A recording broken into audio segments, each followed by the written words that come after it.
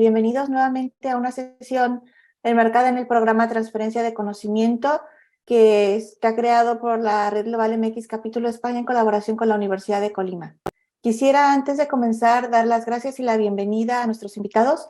Doctora Marta Alicia Magaña Echeverría, Coordinadora General de Docencia; Maestro Adrián López Virgen, Delegado Campus Villa de Álvarez; Maestro Mario Guillermo de Anda Chávez, Director General de Orientación Educativa y Vocacional; Maestro Martín Jesús Robles de Anda, Director General de Educación Media Superior; Maestro Jesús Omar Brizuela Padilla, Director General de Educación Continua; Estudiante Camilo Alejandro García Morales, Presidente de la Federación de Estudiantes Colimenses; Maestra Gabriela Concepción Vargas Rueda, Directora de CUBI; Doctora Susana Aurelia Preciado Jiménez, Directora General de Educación Superior; Doctor José Eduardo García Mendiola, Director de la Facultad de Filosofía, nuestro plantel anfitrión. Y por parte de la Red Global MX, muchas gracias a la maestra Gabriela Núñez, presidenta; doctora Adela Rendón, vicepresidenta y coordinadora de Ciencia, Tecnología, Innovación y Academia; miembros y amigos de la red; estudiantes de la Facultad de Filosofía; directores de facultades de la Universidad de Colima; y estudiantes de diversos programas educativos que nos acompañan por Zoom, así como por Facebook Live. Quería ahora ceder la palabra al doctor Eduardo García Mendiola, director de la Facultad de Filosofía. Muchas gracias. Pues como anfitriones es un honor haber podido estar aquí presentes, colaborar en este evento en el que honrosamente participamos y damos cabida a nuestra comunidad, a la Red Global Capítulo España, Universidad de Colima, que como sabemos pues tiene como objetivo desarrollar conferencias magistrales sobre diferentes áreas disciplinares con el fin de fortalecer la formación integral de nuestros estudiantes. Pues saludamos cordialmente a las autoridades que nos acompañan, a nuestro ponente, el doctor Ramón Ortega Lozano, estudiantes, docentes y equipo administrativo que conforman nuestro plantel. Y pues será muy importante conocer a partir de lo que generosamente nos comporta el conferencista doctor Ortega, pues los elementos básicos que permitan una deliberación adecuada cuando haya que tomar decisiones en casos límite clínicamente para que favorezcan la autonomía y el mayor beneficio a las personas involucradas en determinados casos clínicos. Así que, pues, en lo particular también resulta muy importante para nosotros, puesto que la facultad cuenta con un posgrado en el programa de bioética junto con otras dos facultades como son la de Derecho y Medicina, y pues seguramente que este evento va a redundar como detonante del interés por esta disciplina tanto en sí misma como particularmente en cuanto al interior desarrollo académico de nuestras generaciones hacia esta área disciplinar. Muchas gracias y estamos para servir. Muchísimas gracias, doctor Eduardo García. Y bueno, me voy a permitir leer la semblanza de nuestro ponente. El doctor Ramón Ortega Lozano es doctor en filosofía y profesor de bioética y de psicología, los temas de comunicación profesional de la salud paciente en el Centro Universitario San Rafael Nebrija, adscrito a la Universidad Antonio de Nebrija. También es profesor del Máster Universitario en Bioética Clínica del Instituto Universitario de Investigación Ortega Marañón de la Universidad Internacional Menéndez Pelayo. Colabora en distintas actividades, tanto académicas, divulgativas y de investigación en el Instituto de Ética Clínico Francisco Vallés. Pertenece al Grupo Espacios, Ética Salubrista para la Acción, Cuidados y Observación Social. Es investigador del proyecto Bioética y Prácticas Relacionadas con el Final de la Vida y del Plan Nacional 2020. Y para nosotros es un honor contar con él y le cedo la palabra, por favor. Genial, pues bueno, pues buenas tardes aquí, buenos días ahí en México. Voy a intentar poner mi presentación y bueno, no sé qué tan bidireccional va a poder ser esta pequeña presentación que traigo aquí. Yo voy a ir hablando, pero sí que me gustaría que si hay alguien que quiera decir algo o comentar lo que sea, que me interrumpa directamente o que ponga algún comentario cuando hablé específicamente de la metodología de Deogracia. Así que me gustaría que hubiera un poco una participación de todas las personas que estén viendo esta pequeña charlita. No sé si va a ser posible, pero bueno, yo ahí lo dejo para que se animen.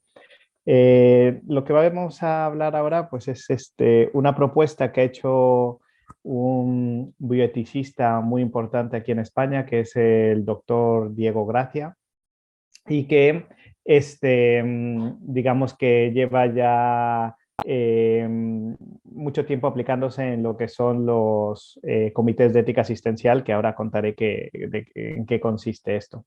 Pero bueno, vamos a empezar. Antes de nada, muchas de estas metodologías de deliberación se basan en el esquema deliberativo de acción de Aristóteles. Entonces, por eso quiero hacer un pequeño repaso que es muy probable que muchos de ustedes ya conozcan, ¿no? Por eso mismo también lo voy a simplificar un poco. Para Aristóteles la razón tiene dos vertientes. Tiene, por un lado, una vertiente que es un uso teórico o especulativo, y luego tiene otra vertiente que tiene más un uso práctico u operativo. En el teórico o especulativo está la parte científica, y ahí digamos que se trabaja todo lo que tiene que ver con los elementos necesarios. Ya saben la diferencia entre lo necesario y lo contingente, ¿no? Lo necesario es aquello que es y no puede ser de otra manera, mientras que lo contingente es aquello que es, pero podría ser de otra manera, ¿no? Aristóteles dice que nadie delibera sobre lo que no puede ser de otra manera, ¿no? O sea, por eso es que digamos que la deliberación no está en la parte científica, está en la parte calculativa, ¿no? Que es lo que opera sobre esas particularidades, sobre lo contingente. Para que esto se explique o se entienda un poquito mejor, pues voy a recurrir a ejemplos, ¿no? de la medicina, que en el fondo estamos moviéndonos en el terreno de la salud. Digamos que la parte científica, que es ese uso teórico y especulativo, podríamos ejemplificarlo con la patología. ¿Qué hace la patología? Bueno, pues tiene el objetivo de conocer esas características que sean universales en las distintas enfermedades, ¿no? A partir de esa enumeración de características, pues podemos definir o diferenciar una enfermedad de otra. Eso estaría en la parte científica, como digo. Sin embargo, en la parte calculativa estaría la clínica. La clínica, a diferencia de la patología, no puede trabajar sobre cuestiones necesarias porque cada persona es un mundo. Una persona viene con una enfermedad o con varias. Entonces, de ahí viene la expresión de ojo clínico, ¿no? El profesional de la salud que hace bien su trabajo se apoya, por supuesto, en el conocimiento universal que da la patología, pero aplica ese conocimiento en lo contingente, en esa persona que viene enferma, y a partir de eso desarrolla su cuestión. Entonces, digamos que la clínica participaría más de esta parte calculativa, mientras que la patología estaría más en la parte científica. Pues bien, la prudencia, que es de lo que vamos a hablar ahora, estaría sobre todo también en esta parte calculativa, o sea, operaría sobre lo contingente, ¿no? De hecho, digamos que Aristóteles crea un esquema que podríamos decir psicológico, que es aquello que pasa por nuestra cabeza cuando queremos actuar de manera ética.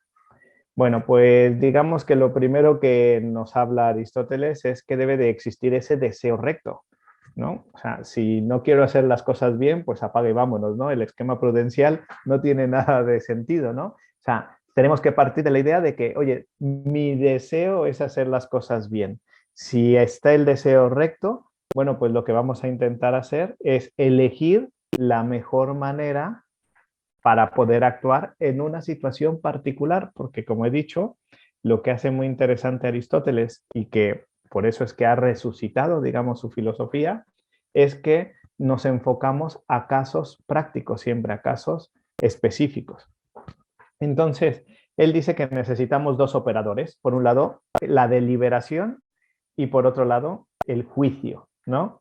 Bueno, pues digamos que yo quiero hacer algo correcto. Bueno, pues entonces tengo que deliberar, tengo que pensar ¿cuáles son las opciones posibles de acción? Podría ser A, podría ser B, podría ser C. Habría infinidad de situaciones. Entre más prudente sea, o sea, entre más dominio tenga de este esquema prudencial, de esta frónesis, como se diría en griego, pues más habilidad tendré en considerar todas esas posibles caminos de actuación. Las personas tendemos a ser muy perezosas, nos da flojera pensar, entonces normalmente frente a situaciones éticas o morales tendemos a ser dilemáticos, o hago esto o hago esto otro. Y en la ética, en la verdadera ética, la importante, no hay cosas blancas y negras, sino hay una escala de grises. Ahí es donde el justo medio, diría Aristóteles, es donde tenemos que actuar, ¿no? Encontrar esas cuestiones que no están en los polos. Entonces, tengo el camino A, el B, el C, el D. Pues tengo ahora que juzgar cuál de esos A, B, C, D, etcétera, todos los que haya, es el más adecuado en este momento. Y además este momento es muy importante. Aristóteles hablaba del kairos. Kairos quiere decir oportunidad, el momento oportuno. Porque lo que es bueno para hacer el día de hoy, a lo mejor ya es malísimo si lo hago mañana o si lo hubiera hecho ayer, ¿no? O sea, el hacer las situaciones en el momento oportuno también es una situación importante de ese juicio en la deliberación. Bueno, pues imaginen que ya a partir de mi deliberación y de mi juicio, tengo la opción de que voy a hacer B. Bueno, pues ahora necesito un ratificador que es mi voluntad, ¿no? Los escolásticos le llamaron el imperio, ¿no? Porque en el fondo, imaginemos que yo ya sé cuál es la mejor manera de actuar, pero luego no lo consolido en una acción. Pues entonces no sirve para nada el esquema prudencial. El esquema prudencial solamente es operativo cuando se lleva a cabo, cuando se materializa en esa acción, cuando se cristaliza, digamos, lo diría de otra manera, en esa actuación que va a ser prudente, que va a ser ética. Otra cosa que quería decir sobre la prudencia es que es cierto que en español a veces tiene una connotación peyorativa. Decimos, es que soy prudente y por eso no hago esto. De alguna manera parece como que no eres atrevido, no eres valiente. Bueno, la prudencia no va de eso, la prudencia va de encontrar la mejor opción dentro de los distintos polos de actuación. Por eso me gusta cómo se traduce al inglés. En el inglés se dice practical wisdom, sabiduría práctica. Eso es la prudencia, es tener la sabiduría práctica para saber actuar. Entonces, yo ya elijo una cosa, que es la que creo que es la que debo de hacer. Mi voluntad y mi imperio me llevan a materializarlo en acción. Genial, ya está el esquema prudencial. Bueno, a lo mejor esto ha sido un poquito teórico y pesado. Ahora lo vamos a materializar en situaciones. Hablemos entonces de por qué surge o a qué se debe este resurgimiento de la prudencia aristotélica, ¿no? De hecho, ¿a qué se debe este resurgimiento de Aristóteles? Porque no hay que olvidar que Aristóteles es ese gran filósofo, ¿no? Que siempre nos acompañará en las facultades de filosofía por obvias razones, pero que digamos que se ha considerado superado en distintas áreas del saber, ¿no? En la física, por ejemplo, la física aristotélica, pues desde que se cambia a la teoría heliocéntrica, pues ya no tiene sentido porque ya la Tierra deja de ser el centro del universo, ¿no? Entonces, pues claro, Copérnico, Galileo y especialmente Newton, su física sustituye por completo la física de Aristóteles, que ya no tendría sentido en nuestros días, ¿no? Pensemos en el mundo de la vida. Digamos que desde las teorías de la vida es donde más se ha sostenido Darwin, porque no es hasta el siglo XIX, a mediados del siglo XIX, cuando Charles Darwin da la estacada final al concepto de teleología que tenía Aristóteles sobre el mundo de la vida, ¿no? Entonces, que digamos que los seres vivos tienen una finalidad, ¿no? Es sustituir esa idea por el azar. Y en la ética también ha pasado, ¿no? O sea, es cierto que Aristóteles siempre ha hablado de virtudes, del hombre virtuoso. De hecho, ¿cómo aprendemos a ser prudentes? Bueno, pues fijándonos en aquel que lo es, ¿no? Entonces, dice Kant, bueno, si nos dejamos llevar simplemente por la inclinación o por las personas virtuosas, pues fíjense dónde estaría nuestra ética, ¿no? Entonces hay que actuar por deber, ¿no? En todo caso, digamos que ha sido superado en muchas áreas del conocimiento Aristóteles, o creíamos eso, pero ha sido resucitado recientemente, como he dicho, en el mundo de las ciencias de la salud, ¿no? Dice Edmund Pellegrino esta frase que he dejado aquí, dice, los seres humanos en materia tan sensible como la moral queremos pronunciamientos apodícticos, absolutos, que no dejen escapatoria. Lo demás nos parece puro relativismo. Cierto que digamos que desde la ética ha habido un gran esfuerzo por intentar buscar aquello que fuera inamovible. De hecho, ya en la misma bioética, si los que conozcan esta disciplina, saben que hay 4 principios muy importantes, ¿no? El principio de beneficencia, de no maleficencia, el de justicia y el de autonomía. Esta idea tan reduccionista de la bioética, pues en el fondo tiene su porqué gracias a esta frase que dice Edmund Pellegrino. La gente está buscando principios. El problema es que en la vida real, cuando nos enfrentamos a situaciones particulares, esos principios, esos imperativos, esas categorías, pues a veces ayudan poco. Necesitamos evaluar esas situaciones de otra manera, que es lo que ha propuesto, digamos, Diego Gracia. Antes de hablar de Diego Gracia, quiero hablar de Stephen Toulmin, que se ha atrevido a decir que la medicina le salvó la vida a la ética. Y en parte, pues yo soy, como filósofo que soy, me gusta llevarle la contraria a Toulmin, ¿eh? Pero entiendo por qué lo dice, ¿no? Es cierto que nunca se ha vivido en la sociedad el impacto de la ética de manera tan fehaciente como pasa en la actualidad gracias a las situaciones que la misma bioética nos ha traído, ¿no? O sea, cuestiones éticas al inicio de la vida, cuando hablamos de la interrupción voluntaria del embarazo, cuando hablamos de las técnicas de reproducción humana asistida, problemas éticos al final de la vida, cuando hablamos de la limitación del esfuerzo terapéutico en un paciente que ya no se le puede hacer mucho y que lo único que estamos haciendo es prolongando su sufrimiento, o cuando ese paciente, con independencia de la efectividad del tratamiento, nos dice que ya no quiere ese tratamiento y a lo mejor suspender ese tratamiento atendiendo su petición supone a acelerar su proceso de muerte. O los temas tan clásicos como son los de la eutanasia o el suicidio asistido, ¿no?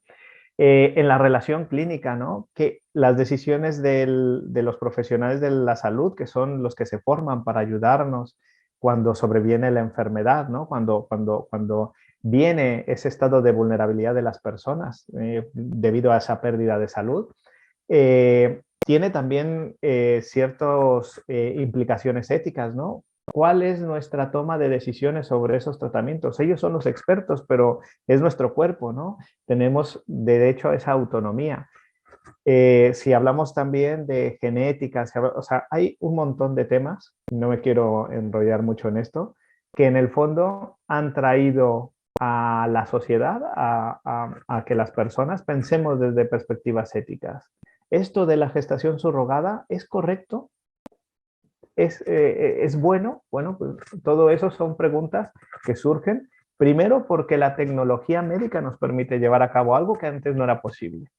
Y eso es lo que nos lleva ahora a pensar si esas cuestiones que siendo posibles tenemos que llevarlas a cabo, son buenas, son correctas. Bueno, pues eso es lo que hace. Por eso es que dice Toulmin que la medicina salva la vida a la ética, ¿no? Considera que la ética vive, digamos, a través de ese análisis de casos concretos en lugar de vivir en esos principios universales a los que se referían los dogmáticos, ¿no? Por eso es que Toulmin compara esta ética médica con la práctica médica, ¿no? Perdón, esa ética, ¿no? de los profesionales de la salud con lo que es su misma práctica, ¿no? Porque en el fondo tenemos que atender a cada caso particular. A mí cuando alguien me dice, yo es que estoy a favor de la eutanasia o estoy a favor de la interrupción voluntaria del embarazo, ¿no? O al contrario, el que me dice, no, yo estoy completamente en contra de la eutanasia o estoy completamente en contra del aborto. Pues yo ahí me doy cuenta de que esa persona primero ha reflexionado poco, ¿no? En los dos casos, porque no se puede estar ni en contra ni en favor de esas cosas. Tenemos que estar en contra o a favor en función de ese caso particular. No todos los casos son legítimos para una eutanasia y no todos los casos van a ser legítimos para una interrupción voluntaria del embarazo. Habrá que poner ciertos límites, ¿no? Entonces, volvemos a lo mismo. No podemos hablar de cuestiones desde la universalidad, desde los principios. Tenemos que hablarlo desde los casos concretos. Y para poder hacer esto es donde entra un poco las metodologías deliberativas. Ahora, antes de hablar de las metodologías, ¿dónde se suelen utilizar estas metodologías? Bueno, pues se utilizan en algo que se conoce como los comités de ética asistencial. Enseguida voy a mencionar qué son, quiénes conforman estos comités de ética asistencial, cuál es su función y pues qué tienen que ver finalmente con Aristóteles y con este esquema prudencial, ¿no? Bueno, pues aquí está. Los comités de ética asistencial son un instrumento de las instituciones sociosanitarias, hospitales, clínicas, ¿no? Para analizar y asesorar la resolución de conflictos éticos en la práctica clínica y asistencial. Es decir, los profesionales de la salud resuelven muchos aspectos que tienen que ver con cuestiones técnicas. Yo puedo intubar a un paciente para conectarlo a un respirador, bueno, todas esas en función de su circunstancia respiratoria, etcétera. Todo eso lo saben hacer, digamos, por todos los años que han aprendido. Pero hay cosas que de repente se escapan a ese conocimiento técnico. Por ejemplo, ese paciente que conectado a una ventilación mecánica dice que quiere que le desconecten y sabemos que si le desconectamos va a morir. Bueno, pues ese profesional de la salud a lo mejor en determinadas situaciones no sabe qué hacer. Entonces, para no tener que recurrir simplemente a su intuición o al consejo que le pueda dar el compañero de turno, se han creado estos comités de ética asistencial para que ese caso se presente al comité, que son expertos en bioética, normalmente la gente que lo conforma, y que le pueda orientar a resolver esa situación. Surgen entonces como consecuencia de la necesidad de dar pautas de actuación que sean coherentes en esos casos difíciles que se presentan y donde suele haber conflicto de valores entre los enfermos o los pacientes, sus familiares y los y las profesionales de la salud. Y a veces, muchas veces también las instituciones, ¿no? Es muy importante decir que son comisiones interdisciplinares, es decir, no están formadas solamente por médicos. Suele haber médicos de distintas especialidades, suele haber gente de enfermería, suele haber personal de fisioterapia, suele haber alguien encargado de las leyes del hospital, ¿no? Alguien que sepa de legislación en el ámbito sanitario. Y también hay un representante lego, o sea, que representa, digamos, a los enfermos, a los pacientes, que no es un profesional de la salud. También pueden ser psicólogos o trabajadores sociales, ¿no? Pero ese lego no es un profesional de la salud, pero a veces tiene formación en bioética, ¿no? Entonces también muchas veces ese que está ahí representando es un filósofo que tiene formación en bioética. Bueno, pues estos comités de ética asistencial son los que utilizan este método deliberativo. Estos métodos deliberativos es simplemente un protocolo, un sistema para facilitar a profesionales de la salud que, aunque son especialistas en bioética, pues tengan una guía para poder resolver esos casos que les llegan de manera más eficaz. Esa es la idea que hay detrás, ¿no? Entonces, bueno, pues digamos que esta deliberación es considerada el método de la ética médica y ha sido ampliamente adoptado, pues, como he dicho, por estos comités de bioética, ¿no? Se lleva a cabo ese criterio sistemático y estable en esa toma racional de decisiones. Como son una serie de pasos, ahora lo van a ver, son una serie de pasos que hay que seguir, pues entonces ya es más fácil deliberar en un orden establecido, llevar un sistema y que ya no se trate simplemente de una decisión al azar o elecciones ad hoc, ¿no? Sino intentar encontrar un camino, de ahí viene método, ¿no? Método es, es ir hacia un camino que te lleva hacia un sitio, ¿no? Eso es lo que quiere decir, ¿no? Luego, además, vamos a ver que el método deliberativo es más problemático que dilemático. Esto que les decía, ¿no? Las personas tendemos a, cuando estamos frente a una situación ética, una situación moral, tendemos a decir, ¿lo hago o no lo hago? Y punto. Es que creamos dilemas, pero la vida no es dilemática, la vida es problemática. O sea, nunca hay una única solución posible, siempre suele haber muchas soluciones. He visto que habían puesto un comentario y sí, ¿no? Dice, de acuerdo, cada caso es diferente y se tiene que valorar de forma individual. Pues efectivamente eso es lo que permite esta deliberación, ¿no? Y luego, digamos que esta metodología ha permitido a la bioética cambiar esa ética, como decía, de principios y derechos y centrarlo más en el mundo de los valores, porque vamos a ver que detrás de cada actuación ética lo que hay es un conflicto de valores. Ahora llegaremos a ese punto. Bueno, una presentación muy rápida de Diego Gracia Guillén. Diego Gracia Guillén es profesor, catedrático emérito de la Universidad Complutense de Madrid. Con sus 80 y pico años sigue ejerciendo, tiene una mente preclara, da gusto escucharle. Es un profesor de muchísimo nivel. Muy enfocado a todo lo que es humanidades médicas, no solamente a la bioética, sino también a la historia y antropología de la medicina. Fue discípulo de Pedro Laín Entralgo. Su filosofía y teorías y aportaciones están muy centradas en distintos autores, pero uno de ellos es Edmund Husserl, ¿no? Es parte importante de sus aportaciones a la filosofía.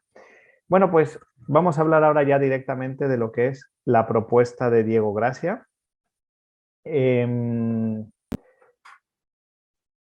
Para poder hacerla más fluida, me gustaría ir ejemplificándola con un caso práctico que me voy a inventar sobre la marcha, ¿vale? Pero para que se pueda entender cómo funciona este caso práctico. Hay que pensar que todos estos pasos de la metodología es lo que haría un comité de ética asistencial cuando le llega el caso al comité, ¿no? Entonces, bueno, digamos que Diego Gracia divide su metodología en 5 partes. La deliberación sobre los hechos. Él dice que lo primero que acontece son hechos y que lo que hay que saber es todos los hechos posibles, porque si no conocemos los hechos, no vamos a poder convertir esos hechos en valores y luego convertirlos en deberes. Entonces, el segundo punto es ver qué valores hay detrás de esos hechos. El tercer punto será, una vez que sabemos qué valores hay detrás, hay que convertir esos valores en deberes. ¿Qué es lo que debemos hacer en cada situación particular? Y luego hay que someter esos deberes que hemos propuesto, hay que someterlos a unas pruebas de consistencia. Oye, ¿esto que he decidido es correcto o no? Pues tenemos que someter a esas pruebas de consistencia y finalmente se tomará esa decisión final.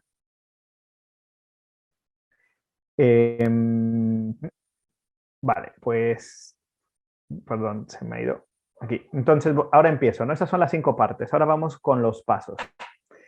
Primero vendría alguien, que es ese profesional de la salud, que se ha encontrado un conflicto en su práctica clínica y que viene a presentar el caso. A veces le presenta el caso al presidente del Comité de Ética Asistencial y el presidente es el que viene con el comité a presentar lo que ha sucedido. Entonces, el caso podría ser el siguiente, ¿no? Imaginemos una chica, joven, de 24 años, vamos a poner, ¿no? Que sufre de anorexia. Debido a esta anorexia, cuando ha tenido episodios de muy baja índice de masa corporal, pues ha sido intervenida, ha sido hospitalizada para poder estabilizarla, porque bueno, suele haber, cuando es muy baja ese índice de masa corporal, pues suele conllevar daño hepático e incluso puede conllevar a la muerte si no se hace algo en el momento. Bueno, pues la situación de este caso es esa. La paciente llega con un índice corporal de 13, para que se hagan una idea de lo bajo que es, pues lo normal estaría entre 18 y 24. Digamos que su situación es muy crítica, estaba al borde de la muerte, pero se consigue estabilizar. Se le empieza a dar sueros para mantenerla hidratada y empezar a que empieza su cuerpo a absorber ciertos nutrientes.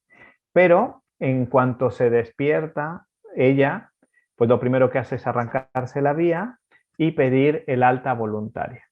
Entonces, los profesionales que le atienden en ese momento le dicen que darle el alta en ese momento puede poner en peligro su vida. Le piden que, bueno, le vuelven a poner la vía y le piden que espere un poco a que venga el médico responsable. El médico responsable le llaman por teléfono, le dan esta información y lo que hace es ir directamente a presentar el caso al Comité de Ética Asistencial, ¿no? ¿Qué hago con esta paciente? Porque por un lado entiendo que es una paciente que parece que está bien de la cabeza, que su decisión es racional, que por respeto a su autonomía, que es su libertad en su toma de decisiones, debería respetarle esa alta voluntaria, pero por otro lado tengo la preocupación de que si le damos el alta voluntaria en esta situación que todavía es muy crítica, pues la paciente empeore otra vez y si no recibe una atención rápida, pues pueda morir, ¿no? Ese sería el caso, la presentación del caso. Ese sería el punto número 1. Estoy diciendo este caso como podría contar muchos, porque son múltiples, ¿no? Los casos a los que suelen llegar a los comités de ética asistencial. Pero este podría ser uno. El segundo punto sería deliberar sobre los hechos. Aquí, aunque esto es una manera muy, muy técnica de decirlo, en el fondo lo que queremos saber es, pues, cuál es el diagnóstico, cuál es su posible pronóstico, cuáles son los tratamientos posibles, pero no solamente esto, sino toda aquella información, todas aquellas preguntas que se les ocurran que podrían ser importantes, en este caso, para resolver esta situación de manera más eficaz y correcta. Entonces, a mí me gustaría, por ejemplo, que me dijeran qué pregunta harían sobre hechos de esta situación que acabo de plantear. ¿Qué preguntas se les ocurriría que sería importante tomar en cuenta, saber? Ahora hay muchas cosas que no saben, ¿no? Por ejemplo, bueno, no quiero decir cosas porque les doy pistas, ¿no? Pero ¿qué cosas no saben y que sería importante saber para resolver este caso de manera eficaz? ¿Se les ocurre alguna?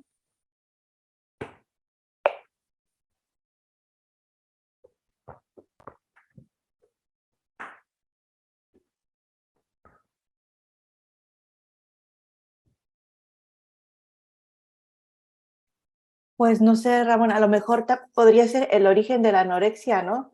¿Por qué? ¿Qué es lo que la ha llevado a esa enfermedad, no? Es verdad que eso es importante, ¿no? Pero esa información, justamente a lo mejor ese médico que está haciendo la consulta no la sabría porque hay veces que también las profesionales de la salud se mueven también en la incertidumbre, ¿no? Entonces, bueno, pues, oye, a lo mejor se conoce porque es su paciente de tiempo atrás, pero a lo mejor es un paciente nuevo que ha llegado hospitalizado y que a mí me ha tocado como médico responsable de ese paciente, ¿no? Entonces, aunque tenga acceso a la historia médica, pues a lo mejor no puedo saber con exactitud todas las causas por las que se ha dado esta enfermedad. pero es una muy buena pregunta. Lo que quiero decir es que esa sería una pregunta sobre los hechos que a lo mejor el médico te podría responder o no. Otra pregunta que se me ocurre, por dar otro ejemplo de preguntas, ¿no? Es, ¿esta paciente está acompañada de un familiar? Por ejemplo, esa es una pregunta importante, ¿no? Porque no es lo mismo si si esa paciente está sola y está tomando la decisión de manera unilateral, o si está acompañada de algún familiar, como podría ser la madre o el padre o algún hermano, ¿no? Bueno, pues conocer ese tipo de cosas nos puede ayudar a resolver mejor el caso. Conocer si es la primera vez que ha estado internada y que ha pedido el alta. Eso sería otra información importante. Y así como esta, todas las preguntas que se nos puedan ocurrir serían importantes intentar resolverlas, porque entre más hechos conozcamos, mejor vamos a poder resolver este problema, ¿no? Bueno, pues nos pasamos al segundo punto, que es el de la deliberación sobre los valores. Bueno. Mira, ve, aquí está. Alguien había preguntado justamente, ¿no? Si la chica está sola para saber el tiempo que tiene con la anorexia. Bueno, pues Cristina, había preguntado eso. Muy buena pregunta, ¿no? Muy bien, otra pregunta que han puesto, ¿no? Ver si tiene otra enfermedad asociada, ¿no? En este caso, digamos que la anorexia lo que ha desencaminado, pues es un daño hepático, que es lo que le está ocasionando el internamiento, ¿no? O sea, ella pues cae desmayada y entre otras cosas, pues lo que tiene es un fallo hepático ahora, ¿no? Entonces eso es, digamos, lo que hace que su vida esté en peligro, ¿no? Esa, digamos, sería la enfermedad que tiene en el momento, pero que la asociada es la anorexia en este caso, ¿no? Es la que ocasiona ese fallo hepático. Pero bueno, todas estas son preguntas muy buenas. Bien, pues nos pasamos al siguiente punto. El siguiente punto es identificación de los problemas éticos que presenta el caso, ¿no? En este caso, los problemas éticos siempre hay que decirlos en forma de preguntas. El que nos está planteando ese profesional de la salud es, ¿debería darle el alta al paciente aún cuando puede ser que muera por darle ese alta prematura? Esa es la pregunta que se hace el médico. Pero aquí hay muchos otros problemas éticos asociados a esto, ¿no?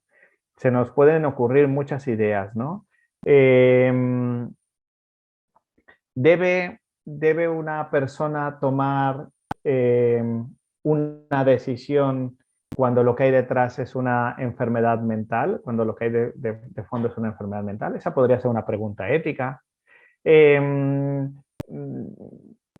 No sé si se les ocurre alguna otra para que me ayuden, porque aquí ya son las 9:30 de la noche y aún no está más espesito, ¿no? Debería,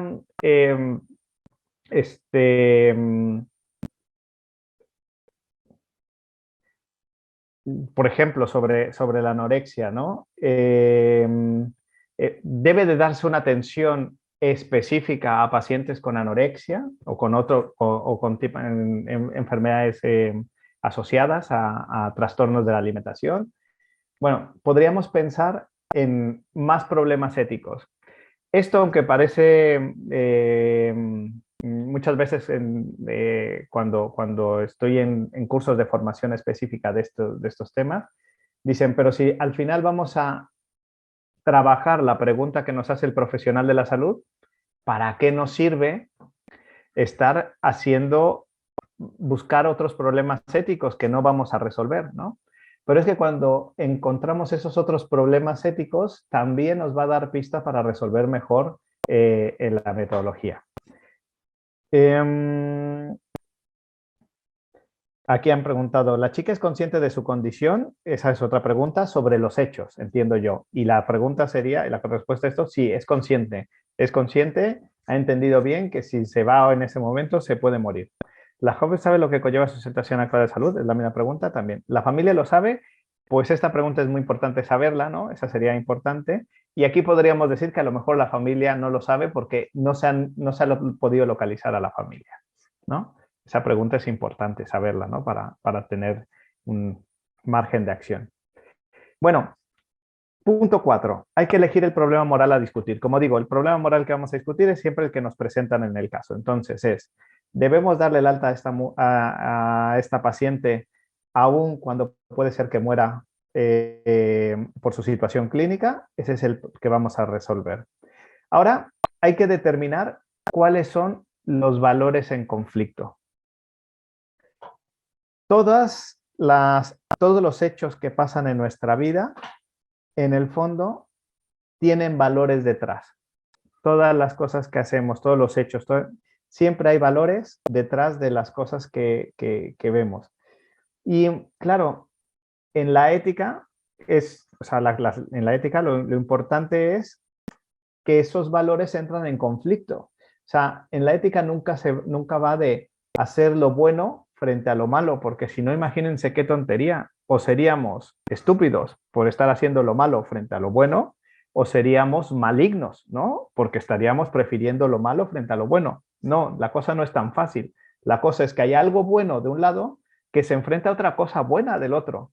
Y esos conflictos de valores, que son cosas buenas, cosas que apreciamos, que estimamos, están en conflicto. Entonces, en este caso, en el caso que acabo de plantear, hay una serie de valores que apoyarían que le diéramos el alta a esta paciente. El primero de ellos es la autonomía, ¿no? O sea, las personas tenemos una libertad en la toma de nuestras decisiones médicas. Eso es un valor y esta paciente tiene ese valor de su lado. Por eso creeríamos que es bueno darle el alta. Sin embargo, del otro lado de la balanza está el valor vida y el valor salud, que si nos inclinamos por este lado solamente de respetar la vida y la salud, entonces tendríamos que anular la autonomía de la paciente por salvar la salud y su vida. Entonces, como ven, si nos dejamos con los valores de un lado o nos quedamos con los valores de otro, pues vamos a llegar a algo que se llama los cursos extremos de acción. ¿Qué son los cursos extremos de acción? Pues son esas dos opciones polares de actuación, ¿no? Entonces, vamos a pensar en más valores, ¿no? Del lado de la balanza de darle el alta a la paciente está la autonomía, pero también está probablemente la compasión, ¿no? Podemos sentir pena por la situación en la que se encuentra ella y está sufriendo probablemente porque no quiere estar en el hospital y para atender su sufrimiento, pues le vamos a proponer darle el alta. Otro valor importante sería el de la empatía. Oye, si yo estuviera en la situación de la chica y tengo mi razón intacta, no me gustaría que los profesionales despreciaran mis decisiones. Como soy empático, también está dentro de ese lado de la balanza el respetarle su decisión a la paciente. Ya tenemos 3 valores: autonomía, compasión, empatía, respeto a su decisión. 4 valores, ¿no? Aquí José Eduardo ya nos ponía autonomía versus salud, ¿no? Bueno, pues esos son los... Del otro lado de la balanza habíamos dicho salud, vida, beneficencia. El profesional de la salud quiere hacer siempre lo mejor por el paciente, ¿no? ¿Qué más se les ocurre que podría estar ahí para ponerlo más o menos equilibrado? Son 4 valores en un lado y 4 valores en el otro. Hay otro valor que es importante, que también se enuncia a veces como principio, que es la no maleficencia, ¿no? No quiero causarle daño al paciente. Si le doy el alta ahora, le voy a causar daño por esa toma de decisiones, ¿no? Ya tenemos esos valores. Entonces, esos valores están en conflicto. Ahora hay que identificar cómo se materializaría en cursos extremos de acción. Pues si yo respeto los valores autonomía, compasión, empatía, respeto a su decisión, entonces tendría que decir, le doy el alta ahora mismo a la paciente. Tiene vía libre, que se vaya. Sería perfectamente legítimo. Ahora, voy a irme por el otro lado, a la otra balanza. El valor vida, salud, beneficencia, no maleficencia, etcétera. Quiero respetar solamente esos valores. Pues el curso extremo de acción sería, voy a incapacitar a esa paciente para que no pueda tomar decisiones y la voy a mantener, a dar un tratamiento forzoso, o sea, en contra de su voluntad. ¿Para qué? Pues para salvarle la vida, su salud, etcétera y tal. Ahí están los dos cursos extremos de acción. Bueno, pues lo súper bueno de esto, de esta metodología de Diego Gracia, que es fantástica, es que ya sabiendo esto, yo ya sé lo que no debo hacer. Entonces, ahora lo que tengo que buscar, y ahí es donde está la creatividad, es buscar cuáles son los cursos intermedios de acción. ¿Qué puedo hacer que no sea ni darle el alta ahora mismo, ni someterla forzosamente a un tratamiento? Pues ahí hay un montón de cuestiones. Tenemos que identificar cuáles son esos cursos intermedios de acción. ¿Se les ocurren ideas para resolver esto?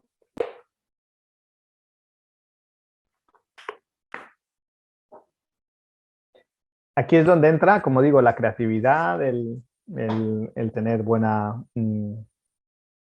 una buena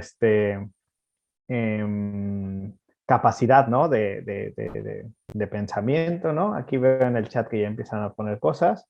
Buscar apoyo psicológico, ¿vale? Pues sí, es un curso intermedio de acción, ¿no? No le estamos ni dando el alta, ni le estamos sometiendo al tratamiento forzoso. Le estamos dando un tratamiento psicológico para ayudarle. Ahora, recuerden lo que decíamos del kairos, ¿no?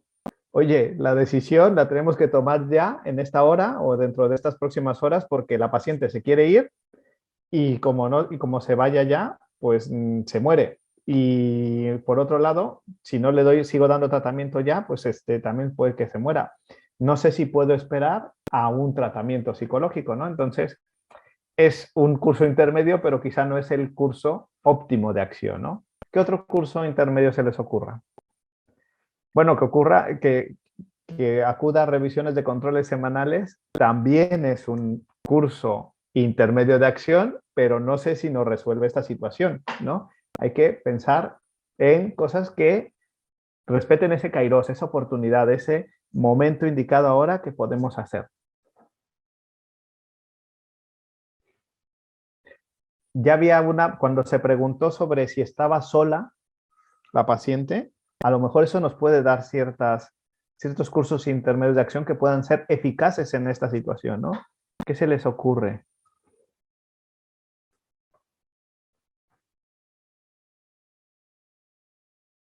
Bueno, José Eduardo, esa es una muy buena cuestión, ¿no? Habría que preguntar la factibilidad de seguir dándole un tratamiento en el domicilio. Eso está bien, es un buen curso intermedio. Me gusta, ¿no? Como una opción. Negociar, darle el alta si permite el tratamiento en casa, ¿vale? Es parecido, ¿no? Esos dos están bien. Es una buena opción. ¿Qué otra cosa se les ocurre?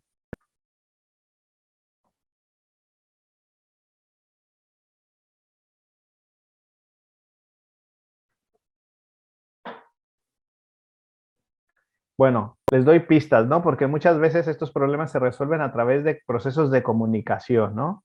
Pues bueno, pues una cosa que sería es quizá volver a hablar con la paciente, ¿no? Pero quizá que no sea el médico con el que ha hablado, sino que sea otra persona. Hay veces que se siente más afinidad cuando el profesional de la salud, en vez de ser el médico, es la enfermera. A lo mejor ver qué profesionales de la salud que le han atendido, localizar con quién ha tenido más confianza la paciente, con quién existe más ese vínculo de confianza y que intente, pues a lo mejor convencerla de que se quede por lo menos un día o dos más para recibir un poco de tratamiento antes de recibir el alta.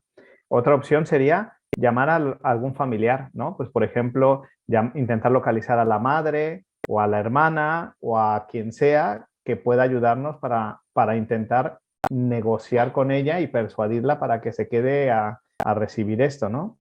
Negociar el alta cuando esté estable, aceptar el tratamiento en casa, efectivamente, ¿no? Ese negociar, entiendo yo, ¿no, Cristina? De lo que estamos hablando es de ese proceso comunicativo, ¿no? Bueno, así se nos pueden estar ocurriendo muchos más cursos intermedios de acción. Lo suyo sería llegar a tener unos 10 o 15 cursos de acción, ¿no? Hay veces que los casos dan para más, a veces dan para menos, pero tener una buena retahíla de cursos intermedios siempre viene bien, aunque algunos luego no sean los óptimos. Luego, lo que voy a hacer es elegir de esos cursos intermedios de acción aquel que es el óptimo, aquel que responda a ese kairos, a ese momento oportuno. Y a veces no es uno solo, a veces es una mezcla de varios, ¿no? Por ejemplo, vamos a intentar, lo primero, localizar a los familiares. Que ese familiar intente hablar con la paciente para ver si la convence. Pero si no lo consigue, a lo mejor necesitamos hablar con el psiquiatra del hospital para que evalúe si realmente esa paciente es competente para tomar la decisión. Nadie había dicho eso, ¿no? Pero ese podría ser otro curso intermedio de acción. Y luego, en función de su evaluación, si realmente la paciente es competente, pues, y no se somete a ninguna, ¿cómo se llama? Y quiere el alta, pues a lo mejor intentar negociar que el alta no sea ese día, sino que sea un par de días posteriores. Bueno, todos esos puede ser, el mismo curso óptimo de acción puede ser una enumeración de primero hago esto, segundo esto, tercero esto. Bien, ahora hay que someter esto a una prueba de consistencia. La primera es la prueba de legalidad. Oye, ¿este curso óptimo de acción que he hecho es legal? Fíjense qué interesante, ¿eh? Porque lo legal está al final de todo. O sea, mucha gente podría pensar, oye, primero hay que pensar si esto es legal o no es legal, porque si no es legal, ¿para qué damos vueltas? Pues no. La ética está por encima de la legalidad muchas veces, ¿no? Y es justamente a partir de esos puntos, conforme como las leyes van cambiando, ¿no? En los países, en las sociedades, ¿no? Entonces, de todas maneras, aún así, yo, bajo esta metodología de Diego Gracia, no puedo hacer algo que no sea legal. Entonces, llegando a este punto, veo si mi curso óptimo de acción es legal. ¿Lo es? Bien, sigo con él. ¿No lo es? Pues tendría que proponer otro que sea legal. Pero yo ya dejo registrado el curso óptimo de acción que proponía primero, aunque no haya sido legal. Luego, la segunda prueba es el de la publicidad. Oye, yo voy a salir a la calle y voy a decir abiertamente esta decisión que hemos tomado, o me da vergüenza, me da un poco de, no sé, no sé si quiero contarlo porque no estoy muy seguro de que lo que estamos haciendo es bueno. Si tienes esa sensación, eso quiere decir probablemente que ese curso óptimo de acción no sea el correcto. No pasaría esa prueba de publicidad. En cambio, tú dices, ah, claro, se lo cuento a quien quiera, que venga a la televisión ahora mismo que se lo cuento. Bueno, pues entonces quiere decir que estás muy seguro de que ese curso óptimo de acción es correcto. Y la última es la prueba del tiempo, es un más filosófico, ¿no? Sería, oye, si yo dentro de 20 o 30 años se me presentara otro caso casi idéntico, porque nunca va a ser idéntico a este que está aquí, seguiría tomando la decisión y si mi respuesta es sí, pues entonces también pasaría esa prueba del tiempo. Y finalmente haría un informe con la decisión final para dársela a esa persona que ha hecho la consulta. Y no he dicho esto de los comités de ética asistencial, pero los comités de ética asistencial son consultivos. Es decir, esto que le estoy sugiriendo que haga a ese profesional de la salud no es vinculante. O sea, el profesional de la salud finalmente es el responsable de esa decisión y por eso puede tomar en cuenta, lo normal es que lo haga, estos consejos que le está dando el Comité de Ética Asistencial, pero si no considera que sea lo correcto, pues entonces puede hacer otra cosa. Nadie se lo impide. No es una cuestión vinculante, no es como un comité de ética de la investigación, que efectivamente te va a decir, oye, esta investigación no es ética, tienes que cambiar esto y hasta que no lo cambies no la puedes hacer. Ahí sí que la decisión es vinculante. En el comité de ética asistencial no lo es, porque el responsable sigue siendo el profesional de la salud que hace la consulta. Entonces, bueno, pues esto es más o menos el resumen de lo que es esta propuesta de Diego Gracia. Tampoco quiero enredarme mucho más porque ya he consumido casi la hora y querría que si hay preguntas y tal y eso, pues que me puedan hacer cualquier tipo de comentario, pregunta o lo que quieran. Muchísimas gracias, doctor Ramón Ortega. Como siempre, una ponencia excelente, mucha información y pues que he visto, ¿no? Y me da mucho gusto que, bueno, al final se han animado a participar en el chat y eso también se agradece mucho. Y ahora, pues como mencionabas, están abiertos los micrófonos para quien guste hacer alguna pregunta, un comentario.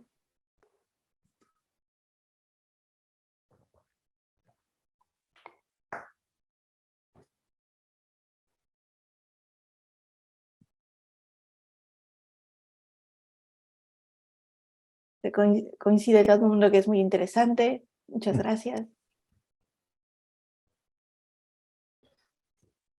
Hay mucho, o sea, lo interesante de esto es que los casos pueden ser muy variados, ¿no? O sea, de lo más variados. Por ejemplo, a mí uno que me sorprendió mucho fue de un paciente que se sometió a una intervención porque le sudaba mucho, ¿no? Le sudaban las manos tanto que tenía que cambiar el teclado de su computadora cada poquito tiempo porque lo destruía, ¿no? Entonces hay una intervención que consiste en cortar una serie de nervios.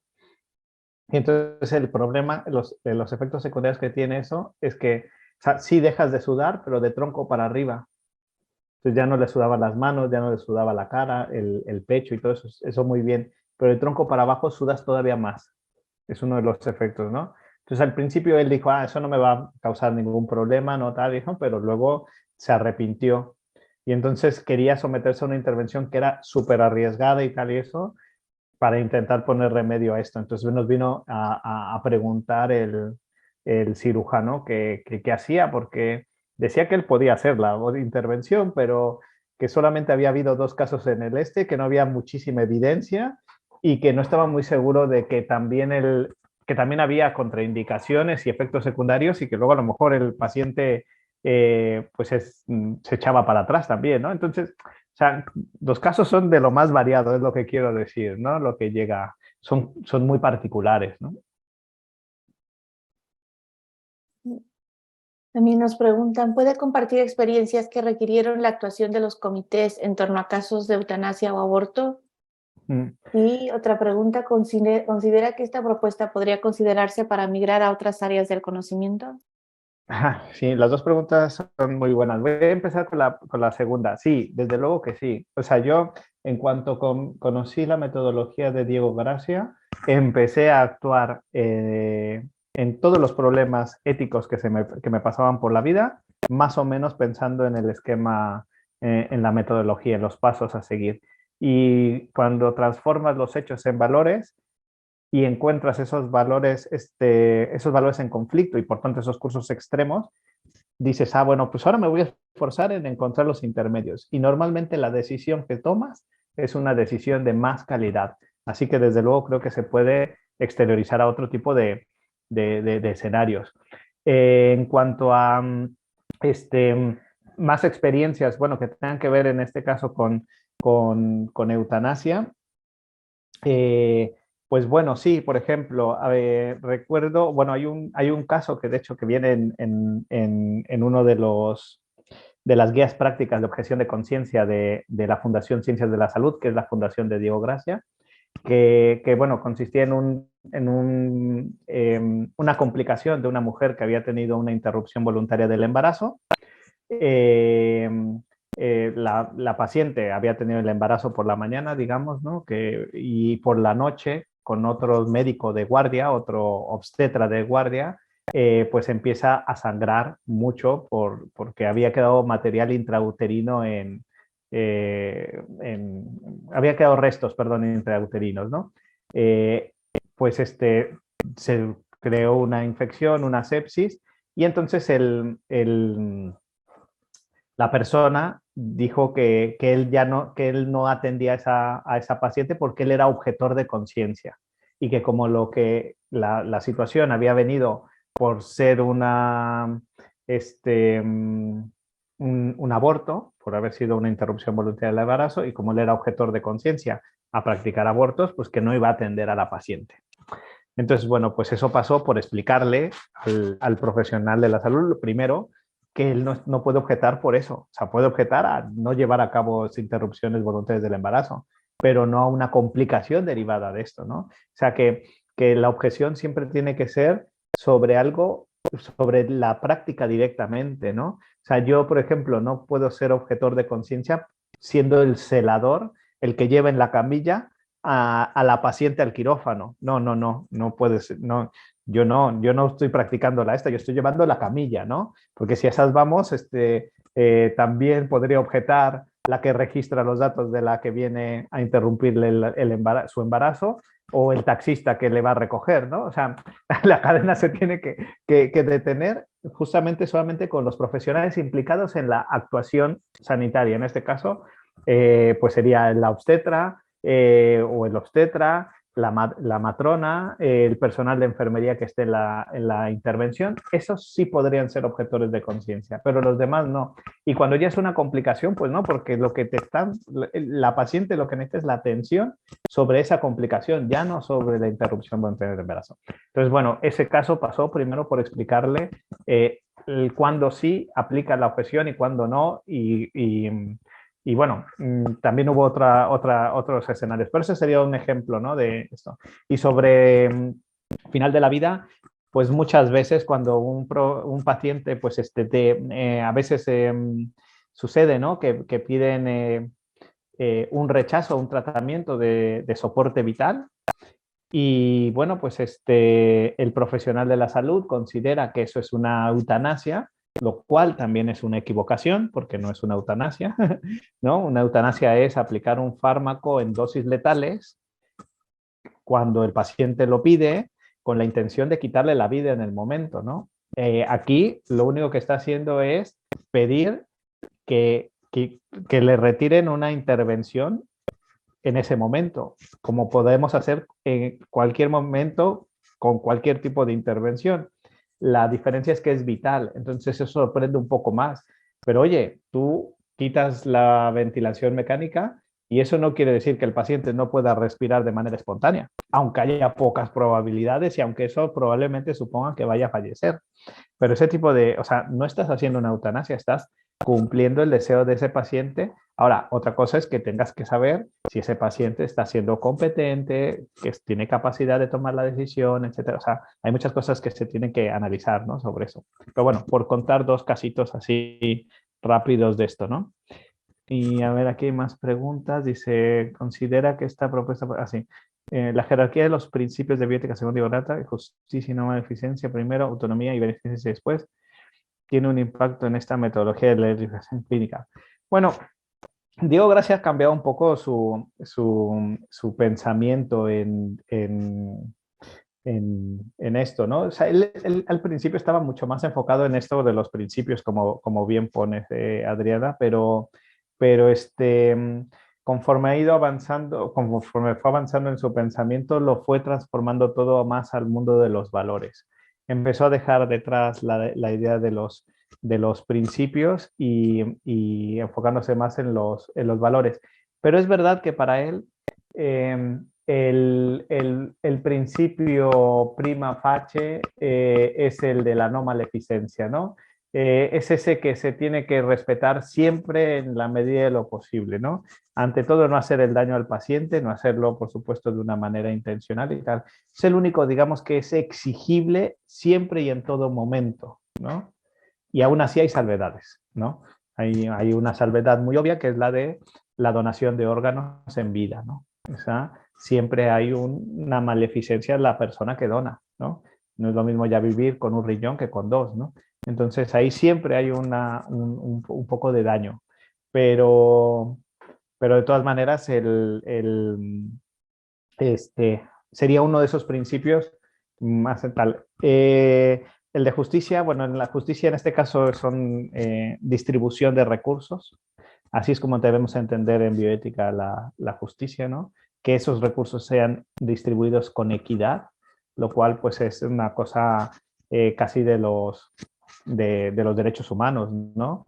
De que todas las personas pues en el fondo van a tener derecho a una sanidad y deberían de tener derecho a esa sanidad en situación de igualdad, ¿no? Y luego, pues la autonomía, pues eso, como digo, esa decisión de los pacientes, y la beneficencia, pues el que los profesionales de la salud hagan lo mejor por los pacientes, ¿no? Bueno, no sé si esto ha aclarado la pregunta. Muchísimas gracias. Y pues bueno, como ya estamos en tiempo, me voy a permitir leer la constancia que le otorga la universidad. Ok, muchas gracias.